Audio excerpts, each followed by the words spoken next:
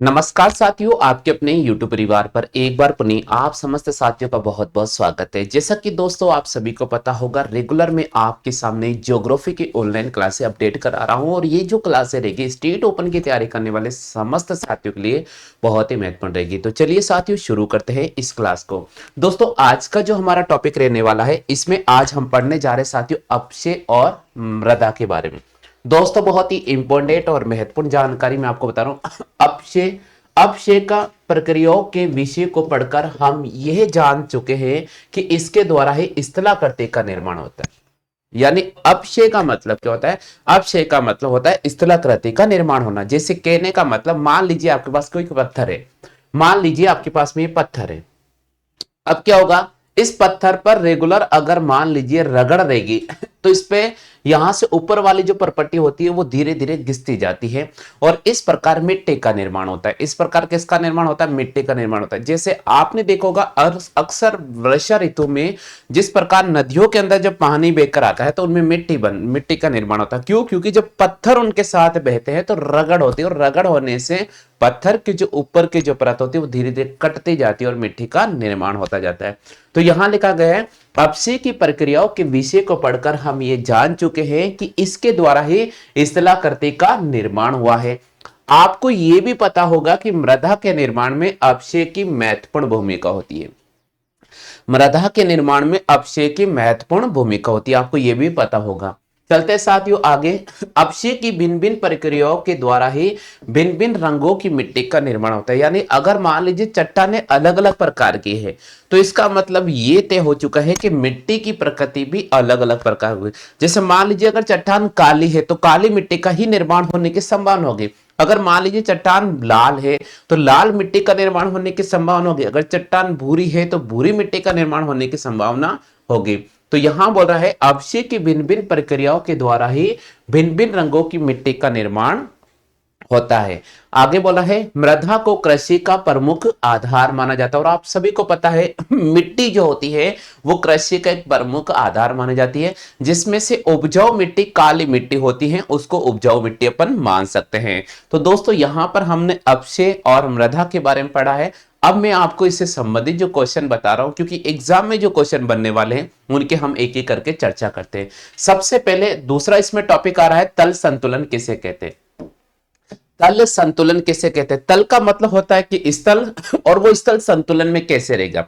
जैसे मान लीजिए कि ये मेरे पास में दो स्थल है, ये पहला स्थल है और ये छोटा स्थल है। क्या ये दोनों संतुलन में? हम कह सकते हैं नहीं है। तो अब इसको संतुलन करने के लिए क्या करना पड़ेगा? इसको संतुलन करने के लिए क्या करना पड़ेगा? यहां से मिट्टी का कटाव धीरे धीरे होकर यहां पर जमा होता रहेगा और एक समय ऐसा आएगा कि दोनों तल आपस में क्या हो जाएंगे? संतुलित हो जाएंगे। दोनों तल आपस में क्या हो जाएंगे? संतुलित हो जाएंगे। तो बाहरी शक्तियों भूमि को समतल बनाने के लिए निरंतर कार्य कर रही है। जो बाहर की शक्ति होती है, एनवायरमेंट होता है और या फिर हवाएं होती हैं या फिर किसी प्रकार की जो मौसमी घटनाएं होती है या मानवीय क्रियाओं के द्वारा तल को समतल करने की प्रक्रिया निरंतर जारी है। ये शक्तियां अपर्दन या निक्षेपण के बीच में एक संतुलन की अवस्था स्थापित करती है। यानी अपर्दन और निक्षेपण के बीच में एक संतुलन की स्थिति या अवस्था उत्पन्न करती है। कौन सी?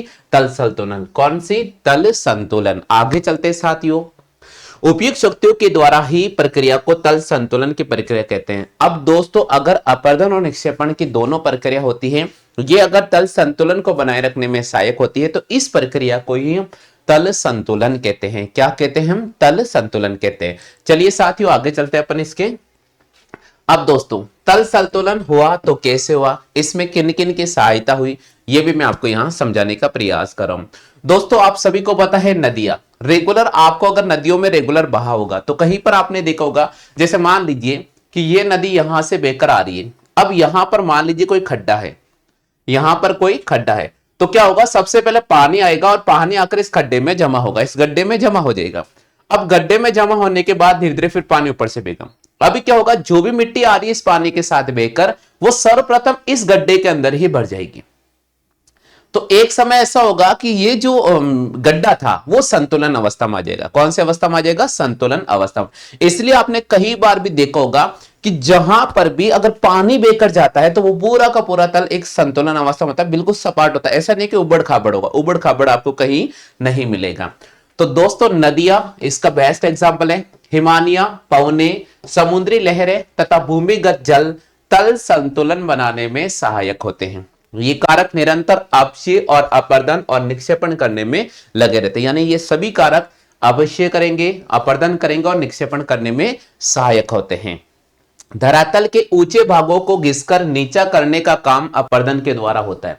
यानी धरातल का जो ऊंचा भाग होता है, जैसे मान लीजिए ये धरातल का ऊंचा भाग है और ये धरातल का मान लीजिए नीचा भाग है, तो ऊंचा भाग को नीचे करने का जो काम कर रहा है वो क्या कर रहा है, अपर्दन कर रहा है। क्या कर रहा है, अपर्दन कर रहा है, यानी ऊपर की परत का हटना। चलिए साथियों आगे चलते हैं। तल संतुलन में बाहरी कारक अपर्दित पदार्थों को ले जाकर गड्ढों धरातल के किसी भी भाग को हम तभी लक्षण विहीन मैदान कहेंगे। जैसे मैंने आपको बता ही दिया था कि भैया इसमें क्या होता है कि जो ऊपरी हिस्सा होता है और यहां पर जो गड्ढे वाला हिस्सा होता है, तो यहां की ऊपरी मिट्टी का कटाव धीरे धीरे आकर इस हिस्से में जमा होता रहता है और इस प्रकार तल संतुलन में सहायक हो जाते हैं। जब बाहरी शक्तियां वहां अपर्दन और निक्षेपण का कार्य करना बंद कर दे, लेकिन ऐसे भाग कभी भी स्थायी नहीं होते हैं, क्योंकि बाहरी और आंतरिक दोनों ही प्रकार की शक्तियां कभी भी एक दूसरे के कार्य को पूरा नहीं होने देती। बिल्कुल यहां पर फैक्ट बात बिल्कुल सत्य बोली कि अगर आपने बाहर से कोई शक्ति को बंद कर दिया तो जरूरी नहीं है कि आंतरिक शक्ति अपना काम करना बंद कर देगी। यह कोई जरूरी नहीं, कंपल्सरी नहीं है, क्योंकि अगर आप बाहरी शक्ति को रोक सकते हैं तो आंतरिक शक्ति को नहीं रोक सकते हैं।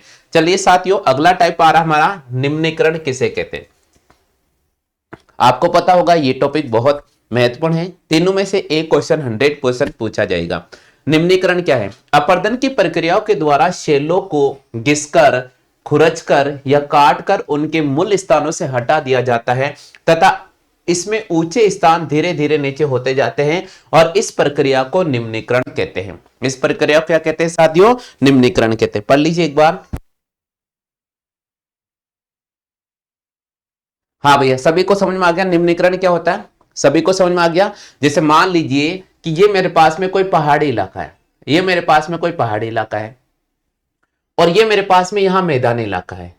अब मुझे यहां मकान बनाने, मुझे यहां क्या बनाने हैं? मकान बनाने। अब जमीन अपनी है तो अपन क्या करेंगे, यहां पर जेसीबी की सहायता से, मशीनों के द्वारा से इसको समतल करने का प्रयास करेंगे और जब इसको समतल करके हमने इक्वल कर दिया तो ये प्रक्रिया कहलाती है निम्नीकरण। तो हमने जो मशीनों की सहायता से क्या, वो बाहरी शक्तियां हो गई। लेकिन अगर साथियों हवा से हो रहा है, समुद्र की लहरों से हो रहा है, पवनों से हो रहा है, नदियों से हो रहा है, तो वो एक प्राकृतिक निम्नीकरण कहलाता है। तो यहां है अपर्दन की प्रक्रिया के द्वारा शैलों को घिसकर, खुरचकर, काटकर उनको मूल स्थानों से हटा दिया जाता है तथा ऊंचे स्थानों को लेवल में लेकर आ जाते हैं। इस प्रक्रिया को निम्नीकरण कहते हैं। निम्नीकरण में सबसे पहले तो अपक्षय का कार्य आता है, जिसमें घिसे हुए और खुरचे हुए शैल पदार्थ गुरुत्वाकर्षण शक्ति से नीचे की ओर खिसक जाते हैं। आप सभी को पता है जब हम उसको ऊपर से रगड़ करते हैं, खींचते हैं, तो गुरुत्वाकर्षण शक्ति से वो धीरे धीरे क्या होते जाते हैं, नीचे होते जाते हैं। आगे चलते साथियों, दूसरे इसमें अपर्दन का कार्य भी महत्वपूर्ण होता है। यानी हम बात करते हैं निम्नीकरण में, तो निम्नीकरण में अपर्दन का बहुत ही महत्वपूर्ण भूमिका होती है। तो दूसरा इसमें अपर्दन का कार्य भी पूरा करते हैं। इस प्रक्रियाओं में तल संतुलन का कोई भी कारक शैल पदार्थों को मूल स्थान से हटाकर ले जाता है और शैल पदार्थ के परिवहन की गति की वृद्धि के साथ साथ अपर्दन परिवहन की क्षमता भी बढ़ती जाती है। बिल्कुल। अगला आ रहा है साथियों अधिवृद्धि। वाह भाई, अधिवृद्धि क्या होती है? अधिवृद्धि का मतलब होता है बढ़ोतरी करना। अधिवृद्धि का अर्थ यहां होगा बढ़ोतरी करना। तो चलिए साथियों इसका बता देता हूं। निचले क्षेत्रों में या गड्ढों में पानी जमा होना निक्षेपण कहलाता है। आप सभी को पता है कि अगर गड्ढों में पानी जमा हो जाएगा तो उसे हम कहेंगे निक्षेपण।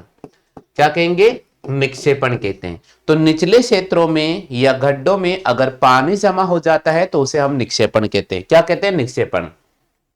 निक्षेपण तब शुरू होता है जब संतुलन कारकों की शक्ति घट जाती है। निक्षेपण तब शुरू होगा जब संतुलन कारकों की शक्ति क्या हो जाएगी साथियों? घट जाएगी और उनके मार्गों में कोई अवरोध आ जाता है। निक्षेपण तब शुरू होगा जब संतुलन कारकों की गति घट जाएगी और उनके मार्गों में कोई अवरोध आ जाता है। परिणाम स्वरूप इन गड्ढों में पदार्थों का जमा होना प्रारंभ हो जाता है और नई स्थलाकृति का निर्माण होता है। तो ये कहलाती है अधिवृद्धि। ये क्या कहलाती है? अधिवृद्धि। अब आपको मैंने 3 टॉपिक पढ़ाए, सॉरी 4 टॉपिक पढ़ाए। सबसे पहला टॉपिक हमने मृदा और अपक्षय के बारे में पढ़ा, फिर हमने निम्नीकरण के बारे में पढ़ा, फिर हमने अधिवृद्धि के बारे में पढ़ा और हमने तल संतुलन को भी सीखा है। इन चारों टॉपिक से रिलेटेड मैं आपके सामने क्वेश्चन लेकर आ रहा हूं। अब प्रत्येक प्रश्न करते हैं और उनका आंसर भी हम देखने का प्रयास करते हैं। पहला क्वेश्चन है, कौन सी प्रक्रिया धरातल को समतल और चौरस करती है? निम्नलिखित में से कौन सी प्रक्रिया है जो धरातल को समतल और चौरस करने का काम करती है? दूसरा क्वेश्चन है, तल संतुलन की 2 प्रक्रियाओं के बारे में लिखिएगा। तीसरा क्वेश्चन है साथियों, निक्षेपण द्वारा गड्ढों को भरकर ऊपर करने की प्रक्रिया को क्या कहा जाता है? चौथा पॉइंट है, निम्नीकरण किसे कहते हैं? अब दोस्तों अपन प्रत्येक प्रश्न का आंसर यहां लिखने का प्रयास करते हैं। फर्स्ट नंबर, कौन सी प्रक्रिया धरातल को समतल और चौरस करती है? तो हम बोलेंगे तल संतुलन की प्रक्रिया। जी हां दोस्तों, तल संतुलन की प्रक्रिया के द्वारा ही धरातल को समतल और चौरस बनाया जाता है। नेक्स्ट क्वेश्चन नंबर 2, तल संतुलन की प्रमुख रूप से 2 प्रक्रिया को लिखो। उसमें से एक आता है निम्नीकरण और दूसरा आता है अधिवृद्धि। मैंने अभी आपको समझाया था कि निम्नीकरण क्या होता है, मैंने अभी आपको समझाया था कि अधिवृद्धि क्या होता है। उम्मीद तो करता हूं साथियों आपको समझ में आ गया होगा। आप जल्दी से अधिवृद्धि और निम्नीकरण के बारे में भी यहां लिख लीजिएगा। आगे चलते हैं साथियों, क्वेश्चन नंबर 3 और 4। क्वेश्चन नंबर 3 है, निक्षेपण के द्वारा गड्ढों को भरकर ऊपर करने की प्रक्रिया को क्या कहते हैं? अभी मैंने आपको सिखाया था अधिवृद्धि कहते हैं। क्या कहते हैं? अधिवृद्धि कहते हैं। नेक्स्ट क्वेश्चन है, निम्नीकरण किसे कहते हैं? पदार्थों के अपरदन को नीचे करने की प्रक्रिया निम्नीकरण कहते हैं। तो ज्योग्राफी का आज का सेशन आपको कैसा लगा है इसका कमेंट बॉक्स में जरूर लिखिएगा साथियों। मिलते हैं अपन अगले वीडियो के साथ, तब तक के लिए साथियों इस क्लास से लेता हूं मैं आप सभी से इजाजत। जय हिंद साथियों।